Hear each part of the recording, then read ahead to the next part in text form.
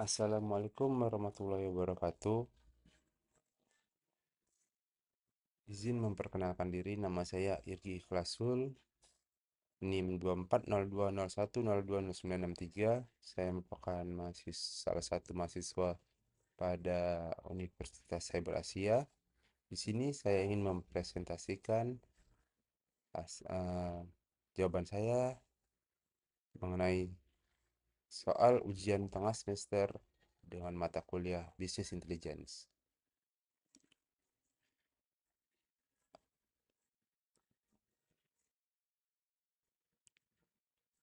Adapun pendahuluannya terkait efisiensi operasional dan pengambilan keputusan berbasis data.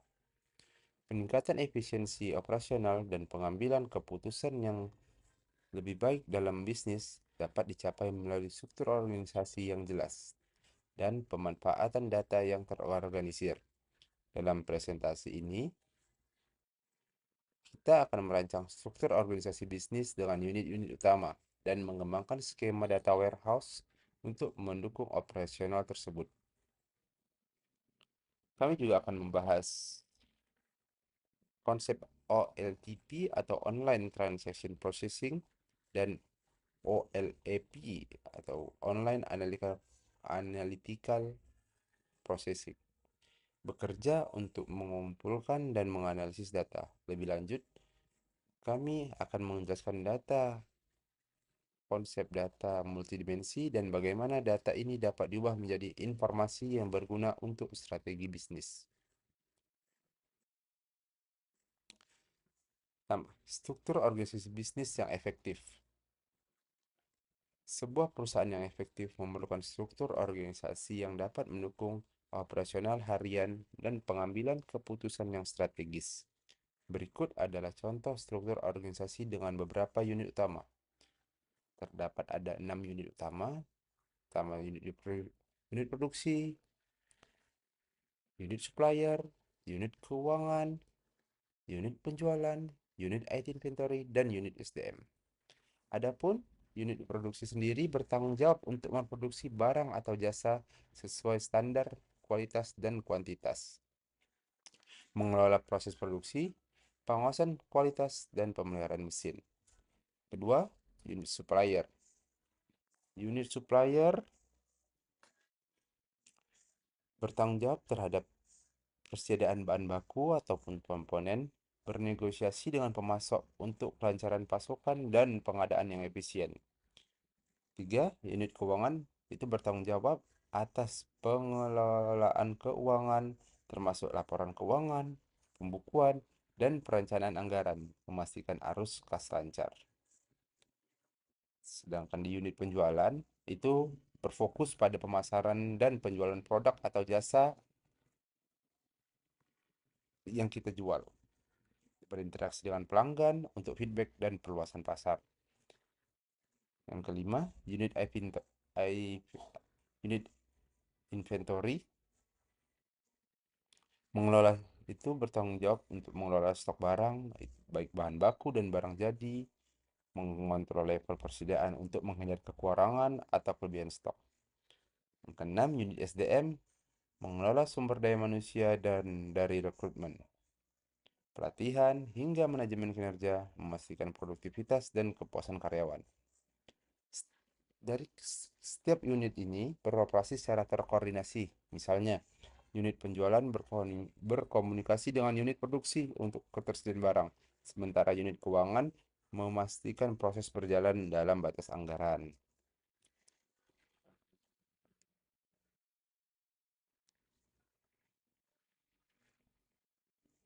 Skema data warehouse untuk struktur organisasi. Skema data warehouse mengintegrasikan data dari berbagai unit dalam perusahaan untuk menyediakan laporan komprehensif dan analisis mendalam. Ini adalah tulang punggung pengambilan keputusan berbasis data. Itulah gunanya data warehouse untuk struktur organisasi. Pertama, sumber data. Data dari unit produksi, penjualan, supplier, inventory, keuangan, dan SDM. Kedua, ETL atau Extract, Transform, and Load. proses pengambilan data, mengubahnya sesuai kebutuhan analisis, dan membuatnya ke dalam data warehouse. Yang ketiga, data mart. Setiap unit dapat memiliki data mart yang mengoptimalkan akses data untuk analisis spesifik. Yang keempat, OLAP cubes. Untuk memproses dan menganalisis data secara multidimensi, memungkinkan eksplorasi data yang mendalam.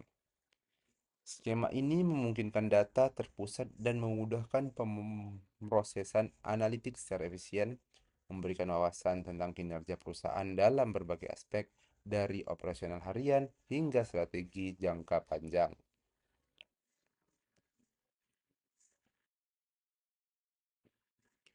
Pengumpulan data dengan metode OLTP, Online Transaction Processing. Metode OLTP adalah sistem yang digunakan untuk mengelola data transaksi harian dalam perusahaan. Ini adalah inti dari operasional bisnis yang real time. Transaksi cepat dan akurat, itu setiap transaksi yang dilakukan oleh unit, misalnya unit penjualan atau unit pengadaan bahan baku, langsung tercatat dalam database. Ini memastikan integritas data dan ketersediaan informasi terkini. Contoh proses OLTP, ketika ada seorang pelanggan melakukan pemesanan produk, transaksi ini langsung tercatat dalam sistem dan mempengaruhi unit penjualan dan inventory secara real-time. Stok diperbarui, pesanan diproses, status pengiriman disiapkan secara otomatis. Nah, di sini fungsi OLTP sangat krusial untuk menjaga kelancaran operasional bisnis. Sistem ini dirancang untuk: satu, mengelola transaksi harian dengan kecepatan dan akurasi tinggi. Yang kedua, memastikan data selalu up to date untuk operasional bisnis yang efisien dan responsif.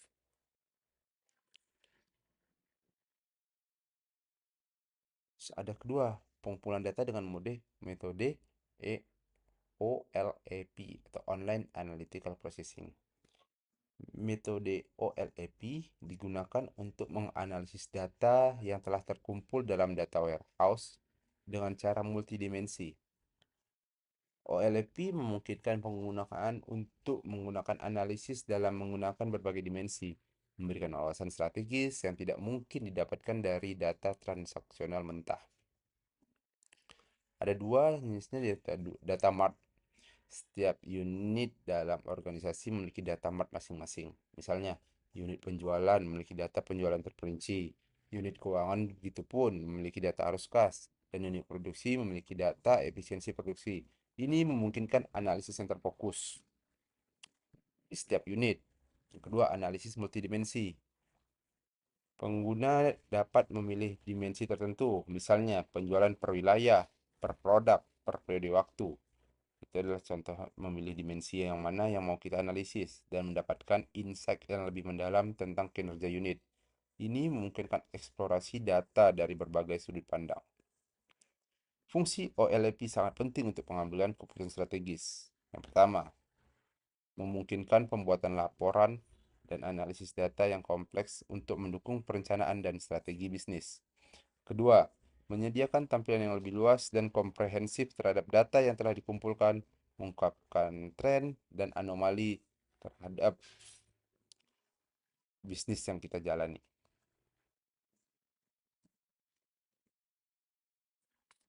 Konsep data multidimensi itu ada dimensi kubikal. Data di multidimensi mengacu pada pengorganisasian dalam bentuk kubus atau cube yang memiliki lebih dari satu dimensi. Dimensi ini menggambarkan berbagai sudut pandang dari data yang ingin dianalisis, memungkinkan eksplorasi data yang sangat fleksibel dan mendalam. Ada 4 tipe ataupun jenis dari dimensi kubikal atau ciri dari dimensi kubikal. Yang pertama, waktu. Hari, bulan, kuartal, tahun memungkinkan analisis tren dan perbandingan kinerja antar periode. Yang kedua, penjualan. Unit terjual, pendapatan, diskon, metrik utama untuk mengukur keberhasilan penjualan. Yang ketiga, geografi. Negara, kota, wilayah untuk memahami kinerja berdasarkan lokasi geografis. Produk. Jenis produk, kategori, merek untuk menganalisis popularitas dan profitabilitas produk.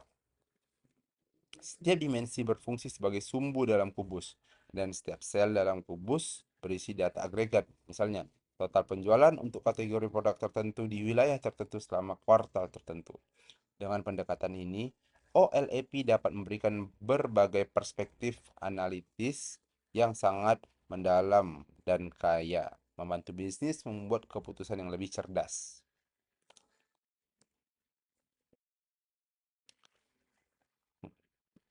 Next, data menjadi informasi itu adalah disebut dengan proses transformasi.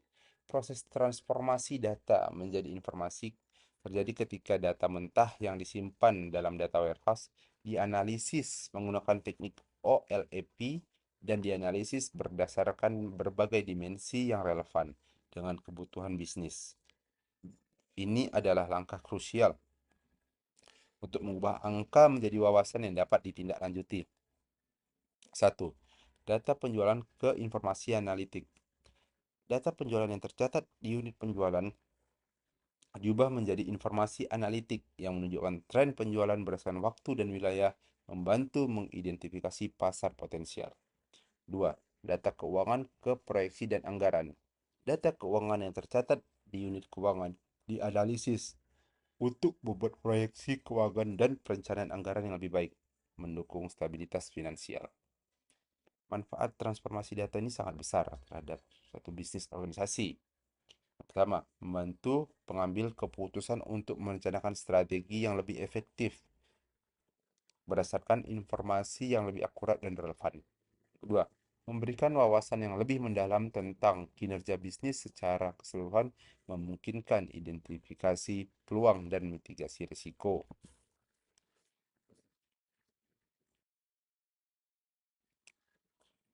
Adapun analisis data untuk peningkatan kinerja bisnis. Dengan menggunakan data yang dianalisis melalui metode OLAP dan dimensi multidimensi, manajer dan pengambil keputusan dapat melihat pola, tren, dan hubungan antar unit dalam organisasi.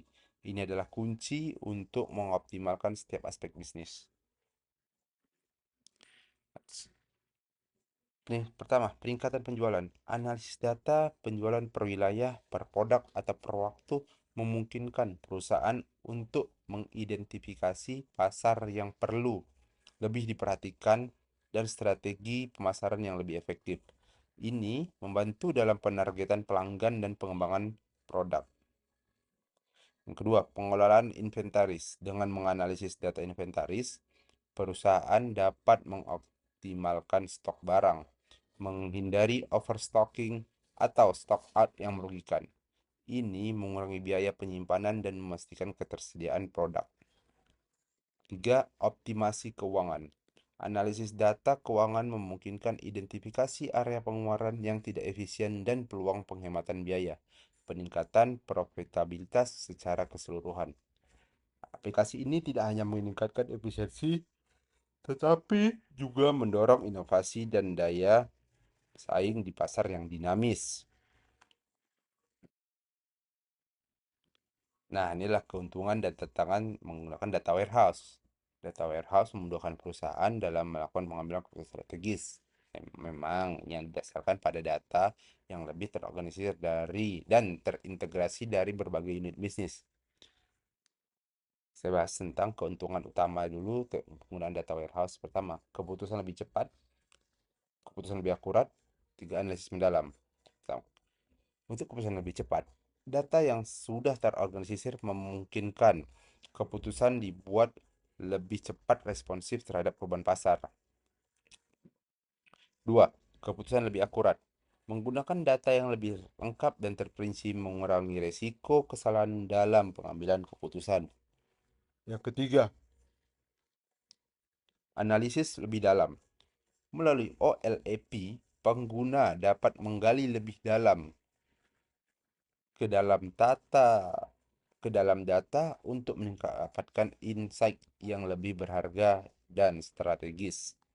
Itulah 3 keuntungan utama menggunakan data warehouse. Sedangkan tantangan pengimplementasian data warehouse, yang pertama, infrastruktur terus kuat, memerlukan sistem IT yang canggih dan kepastian penyimpanan data yang besar untuk menampung volume data yang terus bertambah. Yang kedua, keterampilan SDM-nya itu sendiri diperlukan keterampilan khusus untuk mengelola dan menganalisis data dalam data warehouse, membutuhkan investasi dalam bentuk pelatihan. Yang ketiga, biaya implementasi. Pengembangan dan pemeliharaan data warehouse memerlukan investasi awal yang cukup besar, serta biaya operasional berkelanjutan. Sampailah kita pada slide yang terakhir dari jawaban UTS saya. Adapun kesimpulan dan rekomendasi, struktur organisasi yang jelas dan penggunaan data warehouse adalah fondasi penting untuk meningkatkan efisiensi operasional dan pengambilan keputusan bisnis yang strategis. Sistem OLTP dan OLAP bekerja secara sinergis untuk mengumpulkan, menyimpan, dan menganalisis data dengan cara yang terintegrasi dan efisien, mengubah data mentah menjadi wawasan yang berharga. Nah, kesimpulan, struktur organisasi yang jelas dan penggunaan data warehouse secara signifikan meningkatkan efisiensi operasional dan kualitas pengambilan keputusan bisnis. OLTP dan OLAP adalah kunci untuk pengelolaan dan analisis data yang terintegrasi. Kedua, rekomendasi. Perusahaan sebaiknya terus mengembangkan dan mengoptimalkan penggunaan data warehouse untuk mendukung keputusan yang lebih berbasis data. Selain itu, investasi dalam pelatihan karyawan untuk menggunakan sistem ini sangat penting untuk mendapatkan hasil yang optimal dan memaksimalkan potensi data itu sendiri. Dengan komitmen terhadap strategi berbasis data, bisnis dapat mencapai pertumbuhan berkelanjutan dan keunggulan yang kompetitif. Sekian presentasi saya